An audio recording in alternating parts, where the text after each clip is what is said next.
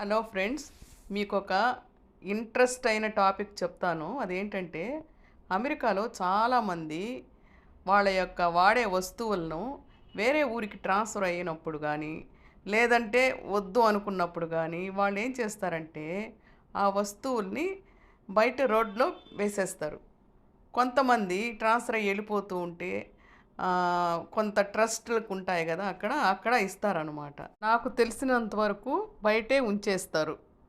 చూడండి, ఈ విధంగా మంచి మంచి వస్తువులండి.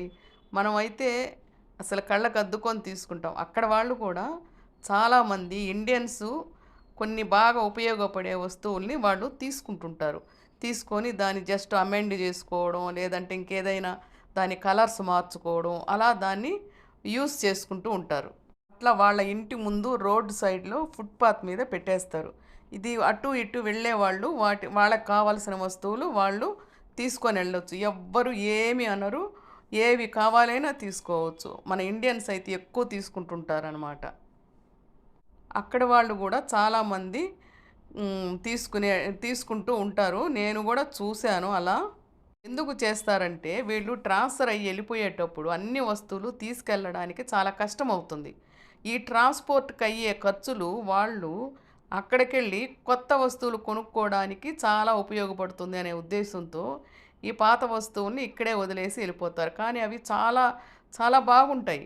వాటిని ఇక్కడే వదిలేసి ఈ ట్రాన్స్‌ఫర్ ఖర్చుల కోసం ఇవన్నీ మోసుకెళ్ళడం ఎందుకని వాళ్ళు అక్కడికెళ్ళి కొత్త వస్తువులు తీసుకెళ్తారు. అక్కడ వాళ్ళు ఈ విధంగా ఫ్రీ అని గూడా ఐటెమ్స్ మీద రాసి పెడతారు. ఎందుకంటే ఎవరైనా ఏమైనా అనుకోవచ్చు కదా అని.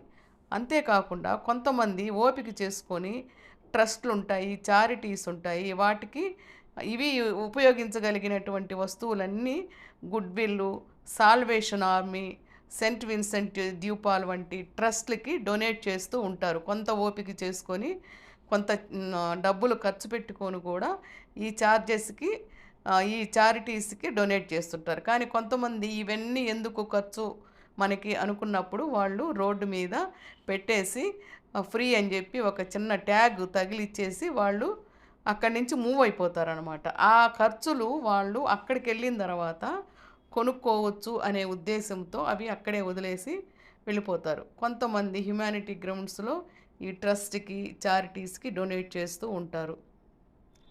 ఇంకా ఏంటంటే ఎవ్వరు తీసుకోలేదనుకోండి, ఈ ట్రక్కుల్లో వేస్ట్‌గా పడేస్తారు. కొన్ని రోజుల తర్వాత కూడా ఎవ్వరూ తీసుకోకపోతే మున్సిపాలిటీ వాళ్ళు లేదా ప్రైవేట్ ట్రక్సు వచ్చి వాళ్ళని తీసుకెళ్ళి ల్యాండ్ ఫైల్‌లో పడేస్తారు. అంటే ఆహ్, ఇది మనం ఏమంటాము, ఇది ఉంటాయి గదా! వేస్టేజ్ గోడౌన్స్ దాంట్లో వేసేస్తారు. ఎవ్వరూ తీసుకోని పక్షంలో అలాంటప్పుడు వాళ్ళొచ్చి ఇవి తీసుకెళ్ళి వేరే ఆహ్ వేస్టేజ్ వస్తువులు పడేసే దగ్గర వాళ్ళు పడేసి వెళ్ళిపోతారనమాట. కొన్ని రోజుల వరకు వెయిట్ చేస్తారు కూడా. సో, చాలా బాగుంటాయండి ఆ వస్తువులు. నిజంగా చెప్పాలంటే అవి చాలా కాస్ట్‌తో కూడిన వస్తువులనమాట. ఇక్కడ చూడండి ఎంత బాగున్నాయో ఆ వస్తువులు. ఆ ఫ్రిడ్జులున్నాయి. ఆ! సోఫా సెట్స్ ఉన్నాయి. ఇంకా చాలా అంటే చాలా. అన్నీ వదిలేస్తారండి. వాళ్ళ యొక్క బట్టలే తీసుకెళ్తారు. కొంతమంది బట్టలు గూడా వదిలేసి, వాళ్ళకి ఐటెమ్స్ అక్కడ ఎలక్ట్రానిక్ గుడ్స్ అవి గూడా వదిలేస్తూ ఉంటారనమాట. వాళ్ళకి కావలసిన ఇంపార్టెంట్ ఐటెమ్స్ మాత్రమే తీసుకొని, మిగతావన్నీ కొంతమందైతే ఇంట్లో వదిలేసిపోవడానికి అవకాశం లేదు. ఎందుకంటే వన్స్ ఎవరైనా రెంట్‌కి తీసుకుంటే ఆ హౌస్ వెకేట్ చేసి, క్లీన్ చేసి ఇవ్వాలనేదే అక్కడ రూల్ అనమాట. అందుకని వాళ్ళు ఇంట్లో వదిలిపోవడానికి కూడా అనుమతించరు హౌస్ ఓనర్స్. అందుకని వాళ్ళు రోడ్డు మీద లేదంటే చారిటీలకు ఇచ్చేసి వెళ్ళిపోతారు. కొంతమంది ఏం చేస్తారంటే ఒకవేళ గూడా ఇంట్లో వదిలేసి ఎళ్లారనుకోండి, హౌస్ ఓనర్సు వాళ్ళకి ఇంటిమేషన్ చేసి అది క్లీన్ చేయించమని చెప్పి వాళ్ళు ఆహ్, ఇన్ఫర్మేషన్ ఇస్తారు. సో, ఇట్లాంటివి గూడా జరుగుతుంటాయి. ఇవన్నీ ఎందుకు రిస్క్ అని వాళ్ళు రోడ్డు మీద పడేసి ఎళ్ళిపోతూ ఉంటారు. చూడండి, ఎవ్వరు తీసుకోకపోతే ఈ విధంగా వాళ్ళు బయట పడేస్తూ ఉంటారు. ట్రక్కుల్లో ఇట్లా తీసుకొచ్చి ఈ విధంగా వేస్ట్ గోడౌన్స్‌లో పడేస్తూ ఉంటారు. అవి ఫ్యూచర్‌లో రీసైకిల్‌కి ఉపయోగించుకునేలాగా దాన్ని ఒక ప్లేస్‌లో పడేస్తారనమాట. చూసారు గదా! ఇవంతా ఎవరు తీసుకోని వస్తువులనమాట. ఇలా చేయడం వల్ల ఏమవుతుందంటే ఆ వస్తువులు వృధా కాకుండా అంటే రోడ్డు మీద వదిలేసినట్లయితే ఎవరైనా యూజ్ చేసుకున్నట్లయితే ఆ వస్తువులు వృధా కాకుండా ఇతరులకు ఉపయోగపడేలా ఉంటుంది. అదేవిధంగా సమాజంలో సహాయ భావం అనేది జరుగుతుంది. ఇంకా ఏంటంటే రీసైక్లింగ్‌కి కూడా ఉపయోగపడుతుందనమాట. ఈ వాడని వస్తువులు వృధా కాకుండా ఇతరులకు ఉపయోగపడేది ఒక ముఖ్యమైన ఇంపార్టెంట్ అనమాట. ఇంకోటేందంటే సమాజంలో సహాయ భావం, సహకారం అనేది పెరుగుతుంది. చాలామంది కొనలేని వాళ్ళు, ఆ వస్తువు లేని వాళ్ళు తీసుకోవడానికి అవకాశం ఉంటుంది. ఇలా ఎవ్వరికీ అవసరం లేనప్పుడు రీసైక్లింగ్ మరియు రీయూజ్ ద్వారా పర్యావరణాన్ని కాపాడబడుతుందనమాట. ఈ విధంగా చేయడం వలన.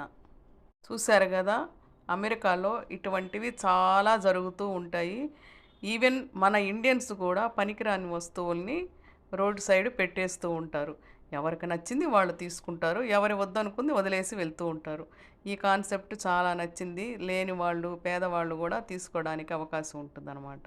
చూశారు కదా! ఈ అమెరికాలో వాళ్ళ పద్ధతి.